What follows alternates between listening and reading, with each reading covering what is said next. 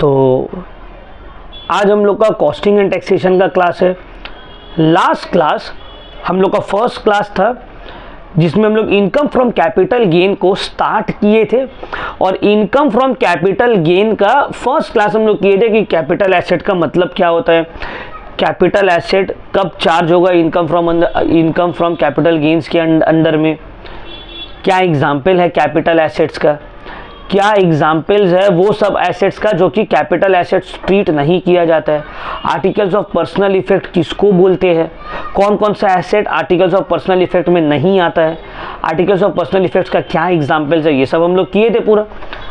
आज हम लोग आगे बढ़ेंगे, हम लोग आज पढ़ेंगे क्लासिफिकेशन ऑफ कैपिटल एसेट्स। हम लोग करेंगे क्लासिफिकेशन ऑफ कैपिटल एसेट्स। तो आज हम लोग का सेकेंड क्लास है, आज हम लोग का है day 2।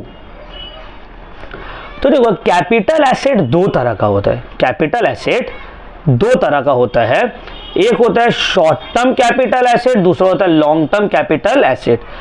Long term capital assets और short term capital asset, short term का सेक्शन है section 2 subsection 42A, long term capital assets का सेक्शन है सेक्शन 2 सबसेक्शन 29A, ये ना, हाँ सबसेक्शन 29A।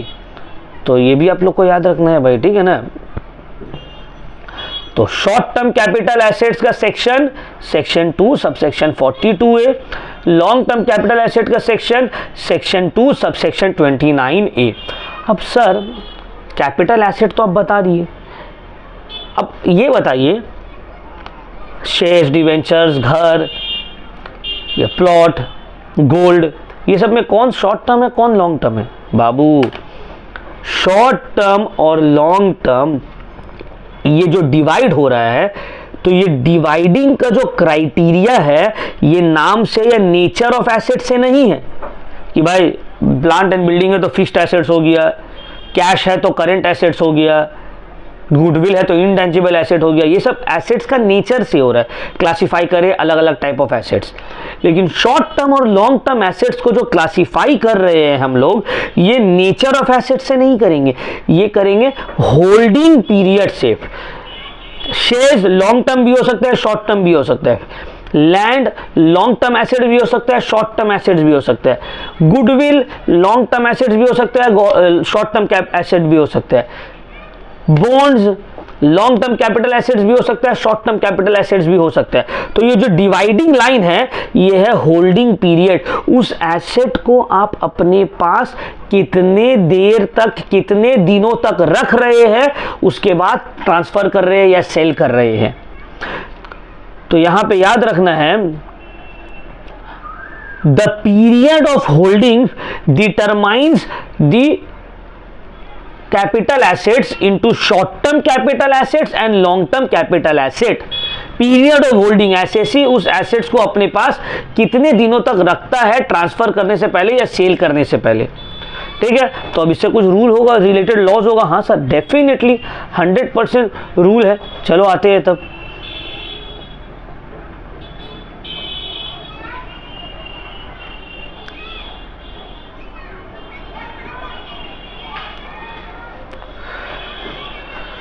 देखो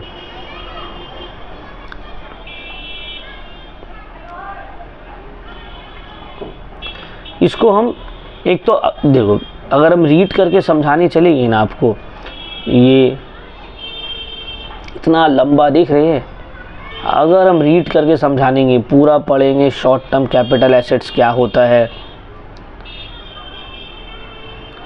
उसके बाद शेयर्स डिबेंचर्स आ जाएगा, लिस्टेड अनलिस्टेड आ जाएगा, ठीक है। फिर आपका बहुत सारे एग्जाम्पल है, फिर लॉन्ग टर्म कैपिटल एसेट आ जाएगा, ठीक है।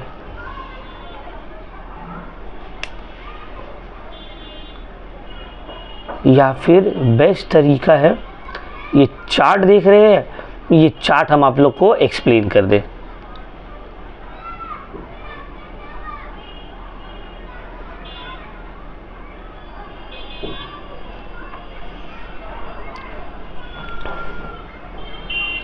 देखिए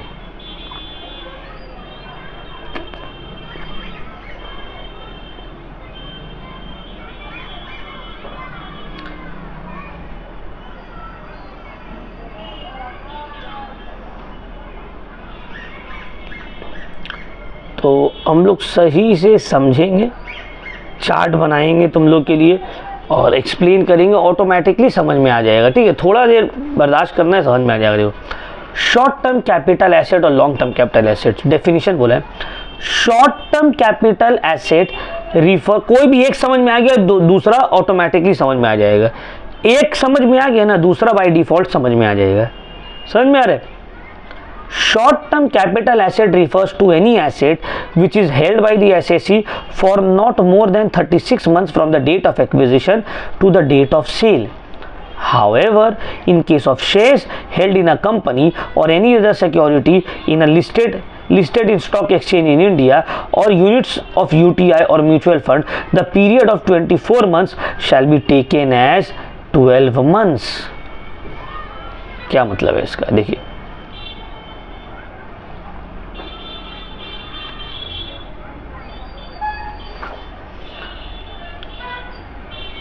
short term capital asset, long term capital asset. अब इसका क्लासिफिकेशन को सही से समझ लो भाई। कोई भी एसेट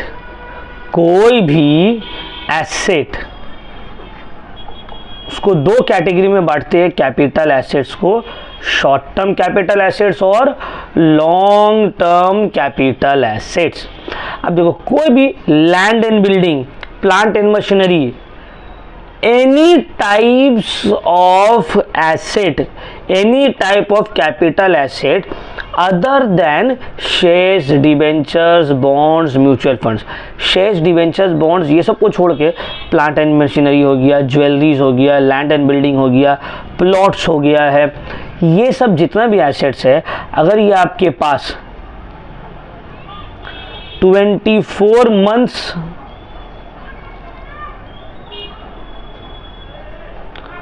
और लेस आपके पास है तो वो हो गया है शॉर्ट टर्म। 24 मंथ्स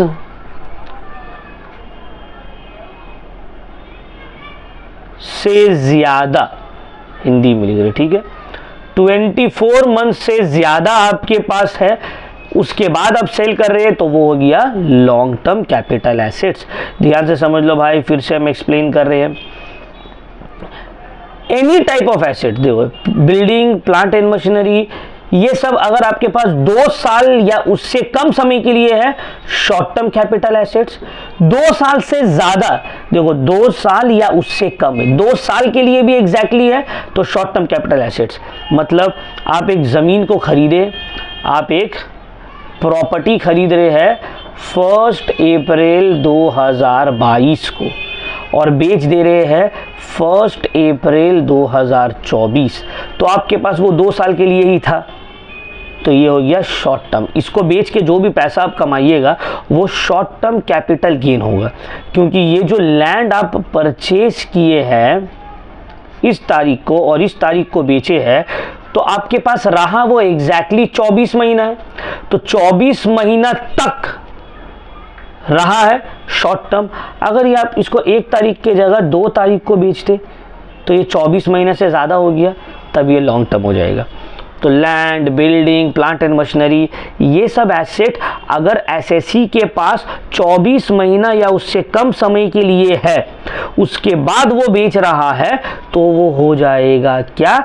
वो हो जाएगा शॉर्ट टर्म कैपिटल एसेट। अगर 24 महीना तक रखा है, उसके बाद 24 महीना के बाद बेच रहा है, तो वो लॉन्ग टर्म। ठीक है ना भाई, फिर से हम एक बार एक्सप्लेन कर दे रहे।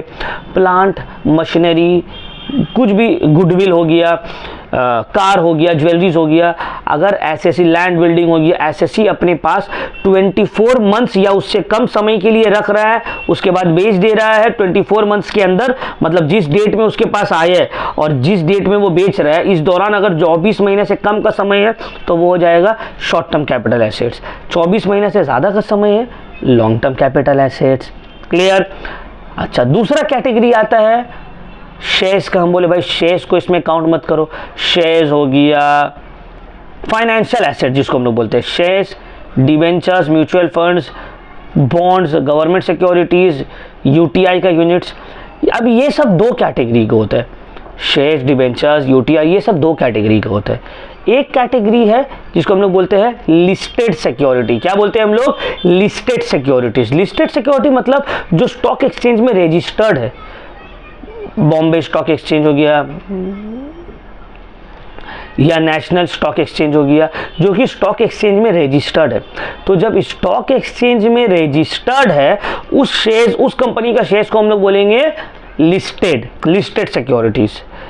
तो अगर लिस्टेड सिक्योरिटीज आपके पास 12 महीना तक या उससे कम समय के लिए है, देखो लिस्टेड सिक्योरिटीज अगर आपके पास 1 साल से कम समय के लिए है, 1 साल या उससे कम समय के लिए है और फिर बेच दे रहे हैं तो वो शॉर्ट टर्म होगा। 1 साल के बाद बेच रहे हैं तो वो हो जाएगा लॉन्ग टर्म कैपिटल एसेट।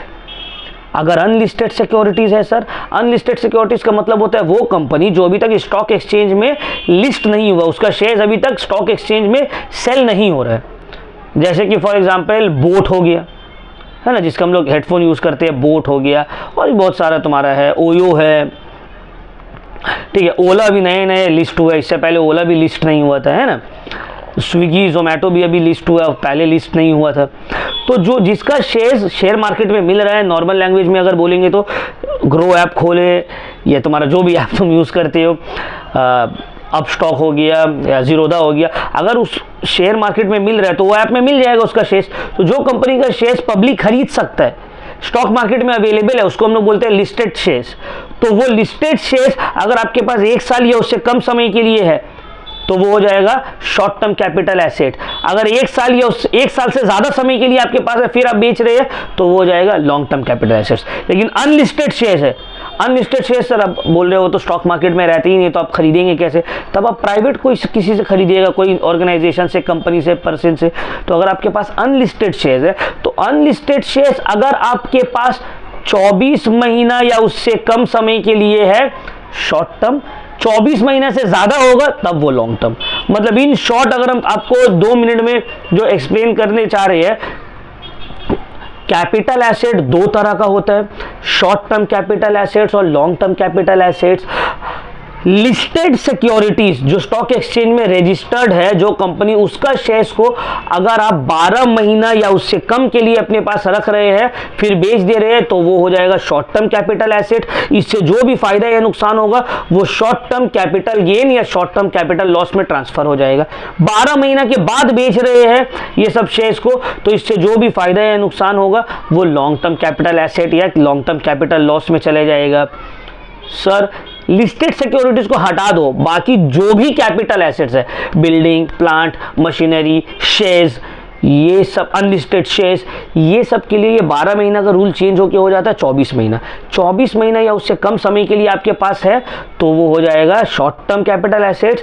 24 महीने या उससे ज़्यादा समय के पास आपके पास है फिर बेच रहे हैं तो वो हो जाएगा लॉन्ग टर्म कैपिटल एसेट्स। ये जो 24 महीना वाला मामला है ना, अदर एसेट्स में, प्लांट, मशीनरी, बिल्डिंग में, ये पहले 36 महीना का था, लेकिन अभी चेंज कर दिया गया है। इनकम टैक्स, देखो टैक्सेशन जो है वो तो हर बार बदलता रहता है, रूल्स तो हमेशा बदलता रहता है, सेम नहीं रहते। तो अभी जो है वो चेंज होकर हो गया है, वो 36 महीने से हटा के 24 महीने में कर दिया। बहुत सारा चेंजेस जो है बुक में, बहुत सारे ये बुक में हम चेक किया, क्योंकि देखो हम लोग तो WBC HSE कब मर्जी होगा, कब चेंज करेगा, तो बट अभी जो लेटेस्ट है वो यही है, 24 महीना और 12 महीना। 36 वाला मामला अब खत्म हो गया, 36 महीना वाला मामला अब नहीं है। तो जो जगह 36 महीना लिखा हुआ है उसको आप लोग कंसीडर नहीं करोगे, ठीक है ना। तो चलो अब सर टैक्स देना पड़ेगा, ये तो आप बता दिए कि शॉर्ट टर्म का देख रहे हो ना 30, देखो यहाँ पे प्रिंटिंग एरर देखो, for not more than 36 months बोला है, फिर ये बोल दिया कि 36 मंथ्स को 24 महीना बोल दिया, तो यहाँ पे 36 होगा ही नहीं, ये भी 24 होगा, ठीक है ना। चेंजेस आ गया है रूल में। तो अगर शॉर्ट टर्म कैपिटल एसेट को बेचकर जो भी प्रॉफिट या लॉस कमाएंगे उसको हम लोग बोलेंगे शॉर्ट टर्म कैपिटल गेन या short term capital loss. Long term capital asset बेचकर जो भी प्रॉफिट या लॉस कमाएंगे उसको बोलेंगे लॉन्ग टर्म कैपिटल गेन या long term capital loss. Short term capital, ध्यान से समझ लो मेरी बात, टीचर लोग हो सकता है आपका अपडेट नहीं भी हो स्कूल में या कोचिंग में, कोचिंग वाले तो जनरली अपडेट रहता है, स्कूल वाले टीचर्स लोग अपडेट बहुत मुश्किल, स्पेशली सरकारी स्कूल। तो देखो रेट ऑफ टैक्स जो है शॉर्ट टर्म कैपिटल गेन में अभी करेंटली टैक्स होता है 20%। मतलब आप मान लीजिए रिलायंस का शेयर खरीदे 100 रुपये में, 6 महीना बाद उसको 200 में बेच दिए, तो अब कमाई कितना 100 रुपया। ये 100 के ऊपर, क्योंकि ये शॉर्ट टर्म है, 1 साल के अंदर ही बेच दे रहे हैं आप, तो इस 100 रुपये के ऊपर आपको 20% टैक्स देना होगा, मतलब 20 रुपया आप टैक्स दे दीजिएगा। शॉर्ट टर्म कैपिटल गेन ये 20% पहले जिसके पास पुराना बुक होगा, जो ओल्ड बुक यूज़ करता होगा, ये 20% की जगह 15% होगा, बट अभी ये चेंज होके हो गया है 20%, ठीक है। और लॉन्ग टर्म कैपिटल गेन है, अगर आप लॉन्ग टर्म कैपिटल एसेट को बेचकर कोई प्रॉफिट कमा रहे हैं, उसके ऊपर आपको टैक्स देना होगा 20% या 12.5%। अब बोलेगा सर कौन बेवकूफ़ है जो 20 और 12.5 के बीच में ऑप्शन मिलेगा और वो बोलेगा हम 20 देंगे, सभी तो 12.5 देगा। अरे भाई पूरा बात तो पहले सुन लो, पूरा बात तो सुनो। यहाँ पे बोला है on the long term capital gains computed without indexation. अगर विदाउट इंडेक्सेशन आप कंसिडर करेंगे तो आपको 20% टैक्स देना पड़ेगा, ठीक है ना।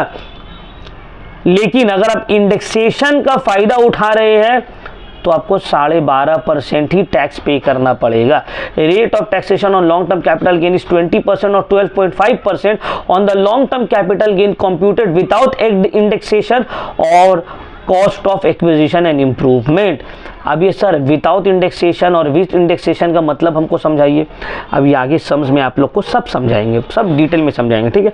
अभी याद रखना है शॉर्ट टर्म में 20% है, लॉन्ग टर्म में 12.5% या फिर 20%। अगर आप इंडेक्सेशन का फायदा उठा रहे हैं तो वो 12.5%, तो आपको 20% टैक्स देना पड़ेगा। अगर आप इंडेक्सेशन का फायदा नहीं उठा रहे हैं तो 12.5% आपको टैक्स देना पड़ेगा। अब ये इंडेक्सेशन क्या होता है, इसका फायदा कैसे उठाया जाता है, ये हम लोग आगे क्लास जब बढ़ेगा तो हम लोग आपको समझा देंगे।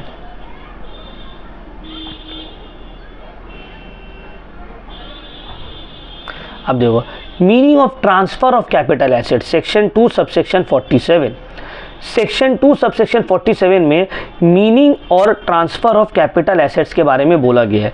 अब सर ये क्या होता है, देखो ट्रांसफर ऑफ कैपिटल एसेट्स का मतलब सिर्फ सेल नहीं होता है, इसमें सेल, एक्सचेंज और रिलिंक्विशमेंट ऑफ एसेट्स आ जाता है। मतलब सेल भी हो रहा है, एक्सचेंज में भी होता है, जब हम अपना ये लेके दूसरा चीज़ ले लिए तो उसमें भी कैपिटल एसेट्स में आ जाते हैं। Extinguishments of any right therein, आप अपना कोई राइट्स दे रहे हैं किसी को। Compulsory acquisition by law, law के थ्रू आपको कुछ सामान मिल रहा है, ठीक है। When the asset is converted by the owner into stock in trade, मान लो किसी का कैपिटल एसेट है, उस कैपिटल एसेट को वो कन्वर्ट कर दे रहा है स्टॉक इन ट्रेड में, तो इसको भी ट्रांसफर माना जाएगा। क्यों, जैसे कि देखो मेरे पास एक बहुत पुराना ज़मीन था, अब उसको, मेरा तो ज़मीन का बिजनेस नहीं था, हम देखे यार ये ज़मीन लिया था 1 लाख में, 20 साल बाद इसका वैल्यू 2 करोड़ हो गया, अभी बेचने जाएंगे बहुत टैक्स देना होगा। हम क्या करते हैं ना, 1 साल के लिए ज़मीन का बिजनेस खोल लेते हैं कि ये ज़मीन बेच रहे, वो ज़मीन बेच रहे, उसी दौरान ये भी ज़मीन को बेच देंगे और जो भी पैसा कमाएंगे बोलेंगे भाई ये कैपिटल एसेट थोड़ी है, ये तो बिजनेस एंड प्रोफेशन की इनकम है, मेरा तो धंधा है ज़मीन बेचना। तो बोलेगा तो वो ज़मीन आप तो स्टॉक इन ट्रेड की नीयत से नहीं लिए थे, जब आप लिए थे उसको तो ऐसा कैपिटल एसेट आप लिए थे, तो आप अभी ये कैपिटल एसेट को आप कन्वर्ट कर रहे हैं स्टॉक इन ट्रेड में, तो कन्वर्जन में जो भी फायदा हुआ है वो फिर ट्रांसफर ऑफ कैपिटल एसेट में आ जाएगा भाई। जीरो कूपन बॉन्ड को अगर आप रिडीम कर रहे हैं, ठीक है, तो ये सब जो है ट्रांसफर ऑफ कैपिटल एसेट्स में आ जाएगा। जनरल एग्जाम्पल दिया है ट्रांसफर ऑफ कैपिटल एसेट का, अ lease of mine, transfer of land for a सलामी और प्रीमियम। आपके पास कोई ज़मीन का लीज है, आप किसी और को नाम में कर दे रहे हैं वो लीज, कोई माइन का, ठीक है, खादान का है ना, लीज निकलता है। Transfer of capital asset by a person to a firm, आप अपना नाम में जो भी एसेट्स है उसको एक फर्म, एक कंपनी, एक ऑर्गेनाइजेशन के नाम में कर दे रहे हैं। कैपिटल एसेट्स को डिस्ट्रीब्यूट जब किया जाता है फर्म के डिसोल्यूशन होने के बाद, पार्टनरशिप फर्म है, अब वो पार्टनरशिप फर्म क्या हुआ, बंद होने वाला है, तो जो भी एसेट है सब आपस में बटेगा पार्टनर्स लोग का, तो पार्टनर्स लोग को ये जो एसेट मिल रहा है इसको बोलते हैं ट्रांसफर ऑफ कैपिटल एसेट्स, ठीक है ना। टेनेंसी राइट सरेंडर कर रहे हैं, आपको जो पैसा मिल रहा है। जैसे कि देखो हम लोग के कोलकाता में सलामी भाड़ा वाला बहुत चलता है, तो यहाँ पे बाड़ी वाला जो रहता है वो ओनर रहता है बिल्डिंग का, लैंड का, फ्लैट का। अब फॉर एग्जाम्पल हम अपना फ्लैट खरीदे 10 लाख रुपए में, अगर हम इसको बेचेंगे बाद में, मान लो हम 15 लाख में बेच रहे हैं, तो हम डायरेक्टली पार्टी को नहीं बेचते हैं, हम क्या करते हैं, मेरा जो फ्लैट है वो जो मेरा बाड़ी वाला या लैंडलॉर्ड है वो लैंडलॉर्ड को सरेंडर करते हैं जाके अपना फ्लैट का पेपर, कि ये जो लैंड है, ये जो फ्लैट है, ये हम आपको वापस दे रहे हैं, सरेंडर कर रहे हैं, और आप अब इसको थर्ड पार्टी, ये मिस्टर ए है, इसको बेच दीजिए, इसको इसके नाम में बिल कर दीजिए या बिल ट्रांसफर कर दीजिए, जो हम लोग बोलते हैं, क्योंकि हम इससे बदले में पैसा ले रहे हैं। ठीक है, तो इसको बोलते हैं transfer of surrender of title rights. आप अपना फ्लैट का पेपर को सरेंडर कर रहे हैं और बदले में जो भी आपको पैसा मिल रहा है, तो इसको बोलते हैं ट्रांसफर ऑफ एसेट्स। आप अपने एसेट्स को ट्रांसफर किए हैं। ठीक है, ऐसी तरह बहुत सारा है, आप जस्ट गो थ्रू कर लीजिएगा।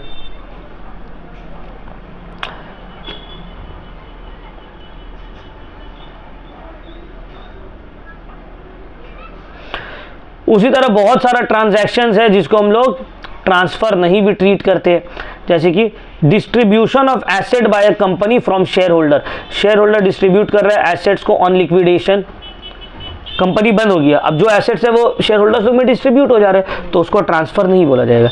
उसी तरह डिस्ट्रीब्यूशन ऑफ कैपिटल एसेट्स, जब एक जॉइंट हिंदू फैमिली बिजनेस जो है पार्टीशन हो रहा है, अलग हो रहा है, तो एसेट्स बटेगा, उसको भी ट्रांसफर नहीं माना जाएगा। Any transfer of capital asset, अगर कोई गिफ्ट कर रहा है या विल कर रहा है, जैसे कि अभी देखो वफ का प्रॉब्लम चल रहा है बहुत सारा, तो हम अगर अपना जमीन को वफ कर देते या गिफ्ट कर दे रहे हैं किसी को, तो ये भी ट्रांसफर ऑफ कैपिटल एसेट नहीं माना जाएगा। समझ में आ रहा है बात? तो ठीक है, गो थ्रू कर लेना है ये सबको, तो होपफुली आपको समझ में आया होगा, कोई डाउट नहीं हुआ होगा कि लॉन्ग टर्म कैपिटल एसेट किसको बोलते हैं और शॉर्ट टर्म कैपिटल एसेट्स किसको बोलते हैं। ठीक है, एक बार चलिए फिर भी हम लोग गो थ्रू करते हैं दोबारा। तो शॉर्ट टर्म या long term capital asset determine कैसे होता है? सर, शॉर्ट टर्म या लॉन्ग टर्म कैपिटल एसेट जो है ये डिटरमाइन होता है होल्डिंग पीरियड से। आप उस एसेट्स को कितना दिन तक अपने पास होल्ड करके रखे हैं बेचने से पहले। अगर वो टाइम पीरियड कोई एसेट को, जैसे कि प्लांट एंड मशीनरी हो गया, लैंड एंड बिल्डिंग हो गया, कार हो गया, अगर उसको आप अपने पास 24 मंथ्स या उससे कम समय के लिए रखते हैं और फिर बेच देते हैं, तो वो हो जाएगा शॉर्ट टर्म कैपिटल एसेट, वो हो जाएगा शॉर्ट टर्म कैपिटल एसेट। लेकिन अगर आप उसको 24 मंथ्स के बाद बेचते हैं, 24 मंथ्स तक अपने पास रख के उसके बाद बेचते हैं, तब वो उससे जो भी प्रॉफिट या लॉस होगा उसको बोलेंगे लॉन्ग टर्म कैपिटल एसेट। ये 24 मंथ्स वाला क्राइटेरिया जो है 12 मंथ्स में कन्वर्ट हो जाता है। कब?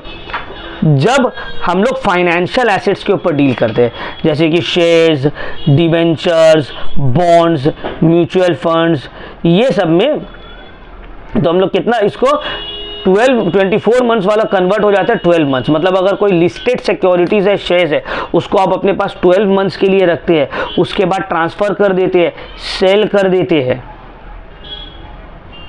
12 मंथ्स या उससे कम समय के लिए रखते हैं एक लिस्टेड सिक्योरिटीज़ के शेयर्स को और फिर बेच देते हैं, तो वो हो जाएगा short term capital asset. 12 months के बाद बेचते हैं तो वो हो जाएगा long term capital assets. But ये अगर लिस्टेड शेयर्स में ही होगा, मतलब जो स्टॉक एक्सचेंज में रजिस्टर्ड है। अगर अनलिस्टेड है तो इसके भी 12 मंथ्स के बदले में 24 मंथ्स ही कंसीडर किया जाएगा।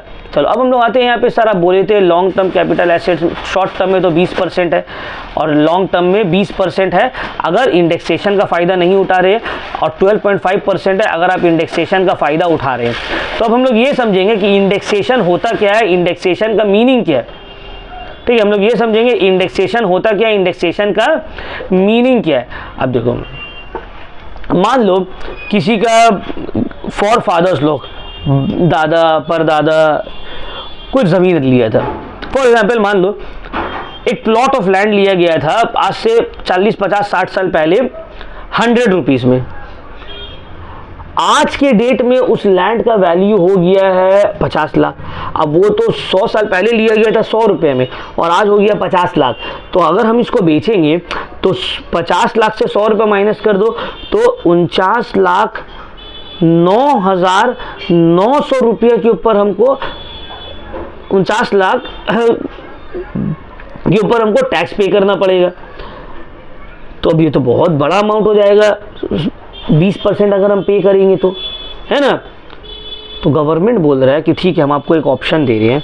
वो लैंड उस वक्त लिया गया था 100 रुपये में, अभी आप उसको बेच रहे हैं फॉर एग्जाम्पल 1000 रुपीज़ में, तो आपका 900 रुपये फ़ायदा हो रहा है ना। आप ये जोड़िए कि वो लैंड को अगर आप अभी लेना चाहे तो उसका वैल्यू क्या होगा। इसको बोलते हैं इन्फ्लेशन के साथ एडजस्ट करना प्रीवियस प्राइस को करंट मार्केट वैल्यू से। इसी को बोला जाता है इंडेक्सेशन।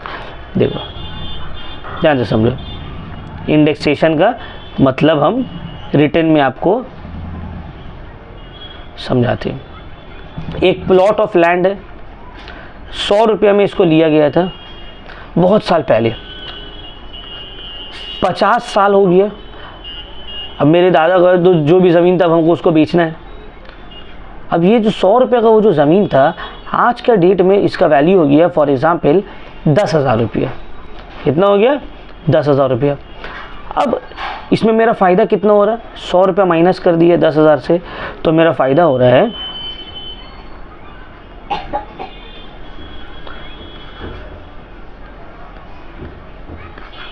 9,900। अब ये 9,900 के ऊपर हम 20% टैक्स देंगे तो हमको बहुत टैक्स देना पड़ेगा, है ना। गवर्नमेंट बोल रहा है अच्छा ठीक है, ये ज़मीन का दाम 100 रुपये उस वक्त था ना, आज के डेट में निकालो तो इस ज़मीन का दाम क्या होगा। निकाला गया आज के डेट में इसका दाम होगा 8,000 रुपया, और 8,000 होगा इन्फ्लेशन एडजस्ट करके। तो आप बेचे कितना में? 10,000 में। तो आपका फ़ायदा हुआ सिर्फ 20,000 रुपया, सॉरी 2,000 रुपया। ये 2,000 रुपया के ऊपर आप हम लोग को 20% टैक्स दे दीजिए, ठीक है ना। ये हो गया इंडेक्सेशन का फ़ायदा उठाना। कोई बोला नहीं हमको आज के वैल्यू से जोड़ना नहीं है, 100 रुपये में लिया गया था, 10,000 में बेचे, 9,900 रुपया फ़ायदा हुआ है। तो गवर्नमेंट बोला ठीक है, आप इंडेक्सेशन का फ़ायदा नहीं उठा रहे तो आप 20% टैक्स मत दीजिए, आप 12.5% फ़ायदा टैक्स दीजिए।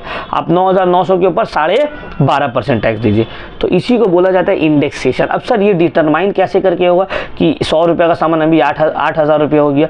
उसके लिए भी एक फॉर्मूला है, इंडेक्सेशन का भी एक फॉर्मूला है। देखो, computation of index cost of acquisition.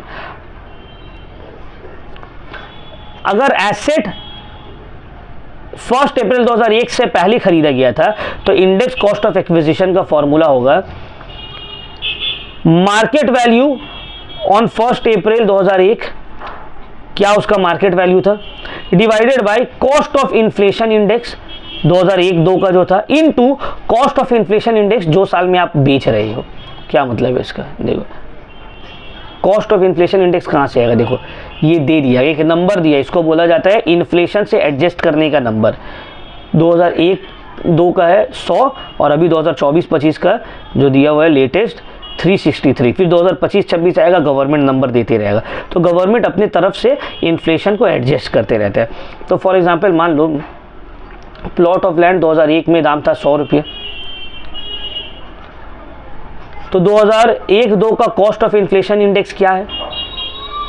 Cost of inflation index है 100, और हम उसको बेचे 2024-25 में, तो अभी है 363। मान लो ये डिवाइडेड बाय 100 इंटू 363, तो कितना दाम हो गया? इंडेक्स कॉस्ट ऑफ एक्विजिशन हो गया 363। कि मतलब सर जो ज़मीन आप 100 रुपये में ख़रीदे थे 2001 में, आज का डेट का उसका इंडेक्स कॉस्ट ऑफ एक्विजिशन है 363। अब कितना में आप बेचे है बताइए, इस कॉस्ट से माइनस हो के जो पैसा बचेगा उसके ऊपर आपको टैक्स देना पड़ेगा 20%। लॉन्ग टर्म है तो ठीक है ना, शॉर्ट टर्म में इंडेक्सेशन नहीं होता है, इंडेक्सेशन सिर्फ लॉन्ग टर्म में ही ऑप्शन है। सर अगर हम वो प्रॉपर्टी को 1 अप्रैल 2001 के बाद खरीदोगे तो फॉर्मूला क्या होगा?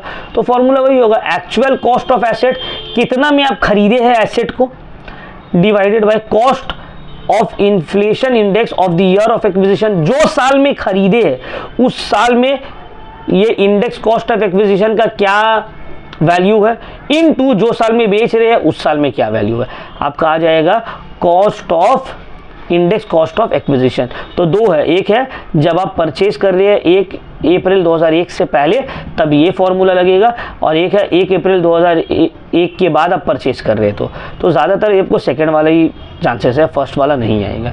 ठीक है, फर्स्ट वाला में मान लो तुम खरीदे हो 1990 में, तो 1990 में का दाम तुम नहीं लिखोगे, 2001 का उसका फेयर मार्केट वैल्यू जो रहेगा उसको लिखना है, 2001 का कॉस्ट ऑफ इन्फ्लेशन इंडेक्स से डिवाइड करेंगे और जो साल बेच रहे हैं उससे इनटू करेंगे। बट 2001 के बाद खरीद रहे हो तो जो साल खरीद रहे हो उस एक्चुअल कॉस्ट लिखना है, सामान के एक्चुअल कॉस्ट, 2001 वाला कॉस्ट नहीं, और जो साल खरीदे उस साल का कॉस्ट ऑफ इन्फ्लेशन इंडेक्स और इनटू कर देंगे जो साल आप बेच रहे हो उस साल का कॉस्ट ऑफ इन्फ्लेशन इंडेक्स से। समझ में आ गया सर?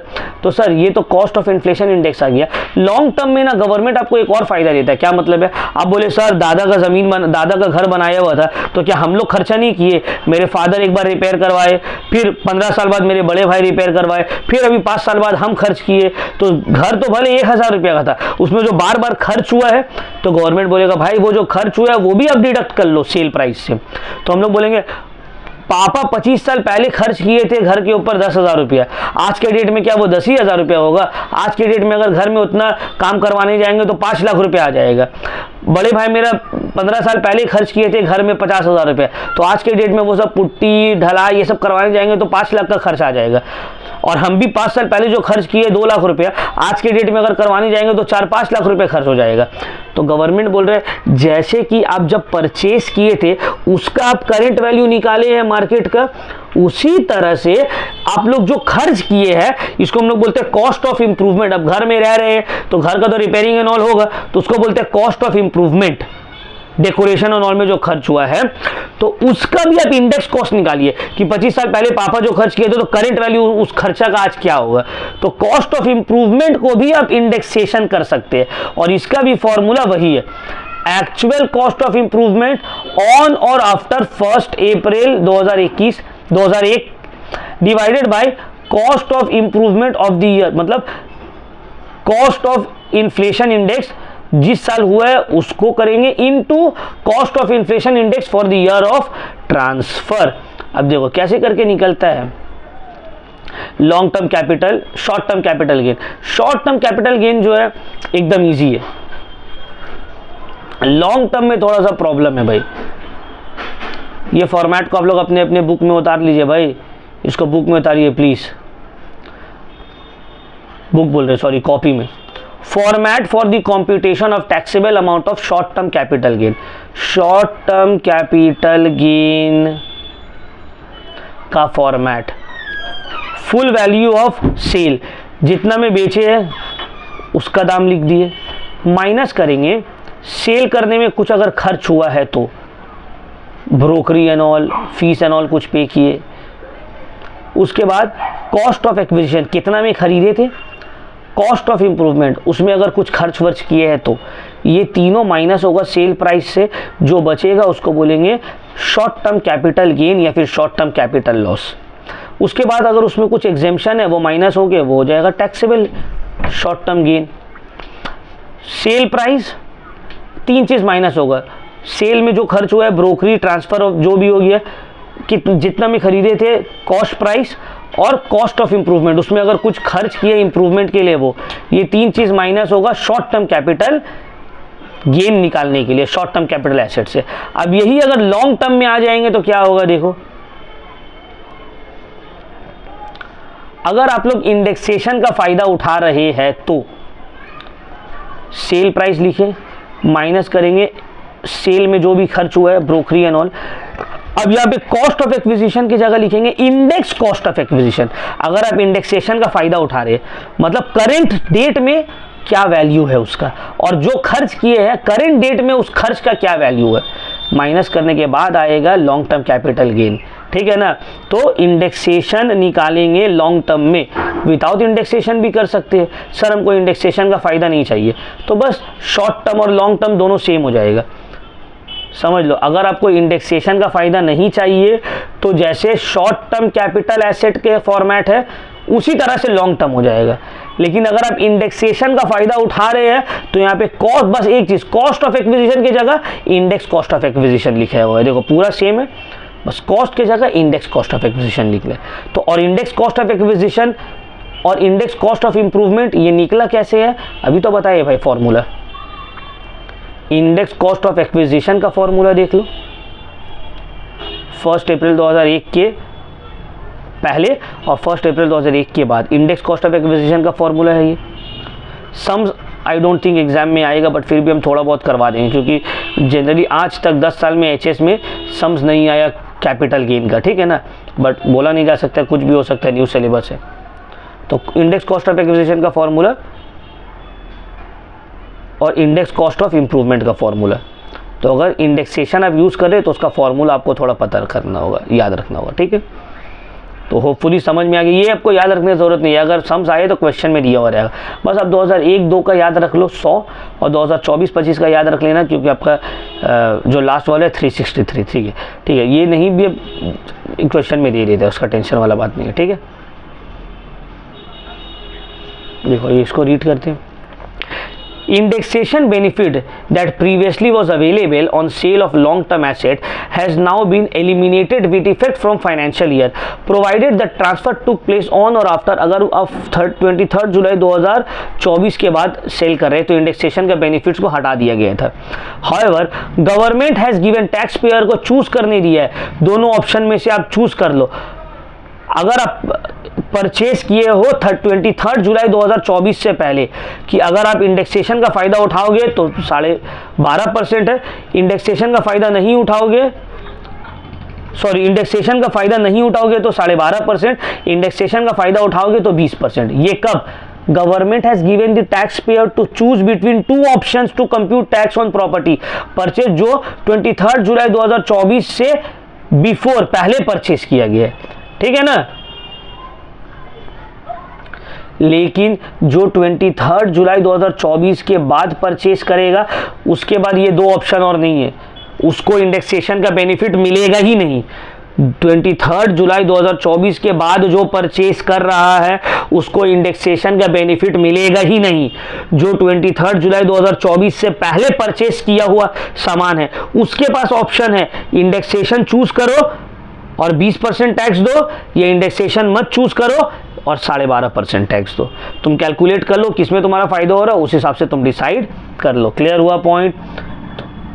ठीक है, तो ये टॉपिक हम लोग आज यहीं तक करते हैं। नेक्स्ट क्लास में हम लोग क्या करेंगे ना, नेक्स्ट क्लास में हम लोग इसके ऊपर बहुत सारा इलस्ट्रेशंस करेंगे। ठीक है, चलो एक कर ही लेते हैं। Determine the following list of assets, कि ये कैपिटल एसेट है कि नहीं। ड्वेलिंग हाउस कैपिटल एसेट है? हाँ सर कैपिटल एसेट है। रहने का घर कैपिटल एसेट है।